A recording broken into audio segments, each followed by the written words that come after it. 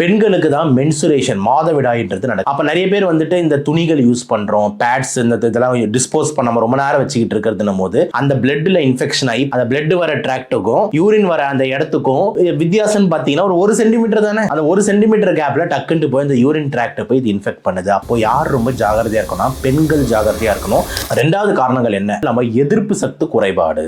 அப்ப நம்ம எதிர்ப்பு சக்தி இல்லைன்னா ஈஸியா இன்ஃபெக்ஷன் ஆகும். அப்படின்னும் போது யூரின் வந்து ரொம்ப காமனான இடம், ஸோ ஈஸியா இன்ஃபெக்ஷன் ஆயிடுது. மூணாவது முக்கியமான காரணம் என்னன்னா தண்ணி போதாண்மை. தேவையான அளவுக்கு நம்ம தண்ணி வந்து குடிச்சுக்கிட்டே இல்லை அப்படின்னா டீஹைட்ரேஷன்னால இன்ஃபெக்ஷன்ஸ் அதிகமாகிறதுக்கு வாய்ப்பு இருக்கு. நாலாவது வந்து பாத்தீங்கன்னா கிட்னி கற்கள் மற்றும் வேற எங்கேயாவது கற்கள் மாட்டிக்கிட்டு இருக்கு. இப்போ எக்ஸாம்பிள் யூரின் ஃப்ளோ ஆகிற ட்ராக் கிட்னில இருந்து அந்த டியூப்ல ஃப்ளோ ஆகுது, இதுக்கு நடுவில் ஒரு கல் சிக்கிச்சுன்னு வச்சுக்கோங்க. அப்ப யூரினால வெளியே ஈஸியா வர முடியாது. அப்ப யூரின் உள்ள தேங்குன்னு தேங்கும் போது கிருமி தாக்குதல் ஈஸியா நடக்கும். ஸோ இதெல்லாம் தான் முக்கியமான ரிஸ்க் ஃபேக்டர்ஸா நான் பார்க்குறேன்.